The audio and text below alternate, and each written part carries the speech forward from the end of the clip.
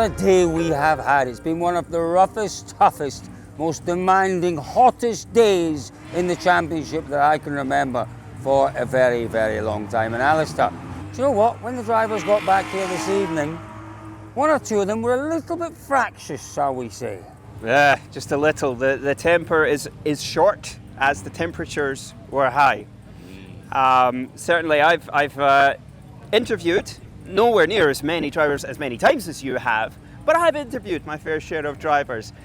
I don't remember being in that many test day interviews. There are a few people with a few gripes to work through today. Yeah, you know what? It was the demands of the day. It was the heat. It was the length of the day that got to the drivers. But there was lots of drama. Don't worry, we're going to come to all that. But we saw some remarkable performances, and let's start with those, Alistair. So we know that this has been a strong rally in the past for Hyundai, and we saw that again out there today. Tanak leads from his teammate Adrian Formeau. They both had exceptional days where others were faltering, stuttering, falling by the wayside. They powered on with no issues.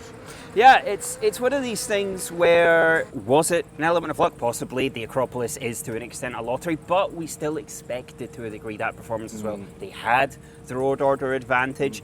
We knew their car, not necessarily in terms of reliability, but certainly in terms of performance, was strong coming to this rally. So for me, they've executed what was possible for them, and that's just been combined with getting on the right side of that lottery, avoiding the issues with the tyres, no punctures, and that's made the difference really. They've had performance, but they've also had that extra dose of luck that you need to get the full package. I think strategy has kept certainly Oit and Adrian out of trouble out there today. I think they've had a very, very focused approach on what they had to do. Neither of them, I think, were at the max today. Neither of them were at the max. I think both of them were driving with a bit of a margin. Now, Tanak was saying he had issues with the setup of the car. I think that played in his favour.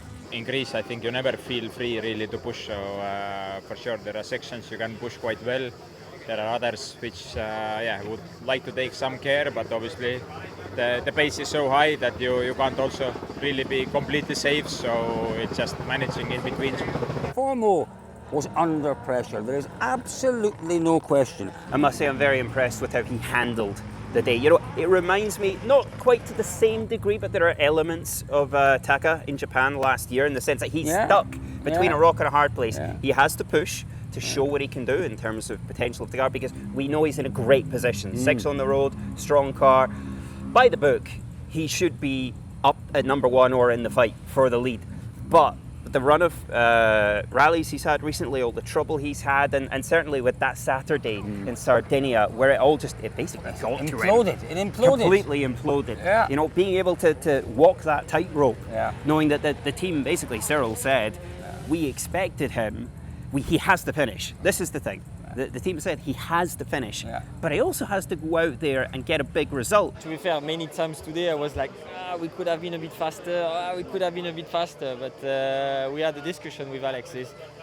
Yes, we can, but the risk is also really high, and there will be rocks that if we are really on the limit, we cannot avoid it, we're going to hit it, we're going to get a puncture. So when we start quite late, like today, some many places, there was huge rock in the middle of the road, so I had to go around them, etc. And sometimes it's like, no, if I push too much, one will be, I cannot avoid it. So every time I was a bit careful, looking, there I can push, here no. So yeah, that was quite intense. As things stand, he is in second place. He did have an issue on the opening stage of the morning, stage 2 of the rally. Taka-san had a puncture, and obviously the dust. Stopped for 2 minutes, pulled out in front of Adrian. Adrian reckons he lost 10 seconds. Now, there's been no decision on time back. So maybe by the time you're watching this, maybe he has had a little bit of time back, maybe not. But if he does get the time back, it just reinforces what a strong day it's been. Ogier, second on the roads, my goodness me, he is showing why he is as good as he is. Why, in my view, he is quite possibly the greatest of all time. He won the last 2 events. He's been second on the road out there today. He's taken the fight to the Hyundais, and he had no right to. From second on the roads, he had no right to be within, 16 seconds of the lead at the end of the day. Yeah, it seems that there is no end to the greatness of his performance. You know, and it's not just the fact that he managed to win 2 stages. He won a first pass and a second pass. Yeah. So there are good signs for tomorrow, I would say, because of that second pass run on Aga Theodori, that the pace is going to be there when he's got this better road position tomorrow. But in terms of today, he took advantage when it was there, and he managed it extremely well in the afternoon. There was not much more I could do today. I was really on the limit most of the times. From second on the road, we've been, I guess, a minute faster than Elfyn first on the road. So think about that. There will still be some trouble, and I don't wish to anyone. I hope my target was, I was saying before the start of this rally, if you manage to do a clean rally without trouble, I'm 100% sure you're already on the podium, and it's maybe even higher. Remember last year the winner of the rally wasn't fast at all, but he was just in this rally. My first podium 2009, same. I wasn't fast at all. I finished second. So I think it's been proved many times here in Acropolis. So Alex, 2 Hyundais at the top of the field, and then we have the 2 Toyotas. Ogier in third. We talk about Ogier's performance being a remarkable performance. You have to say Elfyn Evans absolutely stuck to the task in hand. On first on the road, you can easily just get frustrated. You can get really just wound up about the fact that you can't push, that the car doesn't give you grip. Calm. Karma, absolutely. And for me, this luck word is just nonsense. It is absolute nonsense. Elfyn drove a perfect day out there today. As you say, he was patient. He was absolutely focused on the job in hand. He knew the puncture risk was less than the others, but he knew he had to just keep his head, be patient. He was patient. Others dropped out left, right, and in front of him at times. And he has finished in 4th place at the end of the day. So 2 Hyundais at the top of the field, followed by 2 Toyotas. And in 5th place, it's the first of our M Sport 4 drivers. Now, go back to the opening stage of the morning. Gregoire Munster shipped 30 seconds in the opening stage of the morning, and he sounded dejected. He sounded absolutely downbeaten. And he was like, why have you lost time? What's going on here? Oh, it's part of the plan. The plan was good. The plan was really good. Clearly the plan for Munster today, Al, was to stay out of trouble, and he executed that perfectly. Yeah, no, exactly. I mean, what he highlighted to me is that on the opening stage of the final loop, there was he went third fastest. And basically he told me that in that first 10Ks, when it's nice and clean, there's not much bedrock, there's very little puncture risk, he put the foot down and he charged and he used his road position advantage there. Rest of the day, when the roads were rougher, rockier, on those places he was ultra cautious. And it's a deliberate choice. He's deliberately going very slowly. And it's on all rallies, this is the one where it's extremely valid. Absolutely. And so far it's paying dividends. Well, really, those were our 5 drivers who stayed out of trouble today. There were plenty of others who had issues out in the hills, on the plains of the Peloponnese today. Let's go back to Hyundai, to the people behind us, and Thierry Neuville. Oh, he wasn't a happy boy, was he? He wasn't a happy boy. Couple of punctures, end of stage 5. I've never seen him like that. He lost his rag with the interviewer. It's a disaster. Nothing happened. Puncture. You didn't hit anything? Oh. No, what you want to hit in there? Nothing, just a puncture. Only how much of an issue is it? But only softs left. It's a puncture. But how? Yeah, okay, it's a puncture. Thierry is someone who always, no matter what's been thrown at him in recent history, has always said, no, there's a positive in this. He finds something. I am in envy of that because I personally can't find positives in the way he does. But it all went off. There was no positive to find. It felt almost to me as if it was like a build-up. He's been keeping tabs on his punctures. I was a little disappointed with what Thierry said at the end of the day. Look, he's having a bad season. He really is. He's having a bad season. The frustration at the end of stage 5 was not necessarily with the question. And I think, and fair play to Paul King who asked the question, he stuck at it. He got a response from Neuville. And Neuville directed his anger at the interviewer. His anger was at himself because he can see the defence of his title slipping away. Yeah, it must be that feeling of almost you can't battle back from this. When we talk about the entire season and how it's going, unless an absolute miracle, an Acropolis-style miracle happens and everyone in front of him just falls by the wayside, which, he's still only about 3 minutes off the pace. Some kind of meaningful result is salvageable, but a meaningful result is not enough in this situation. What about the third of our Toyotas, who we haven't as yet discussed, Kalle Rovanperä? Another one stuttering, brilliance in the Canaries, utter brilliance, and then back to the stuttering.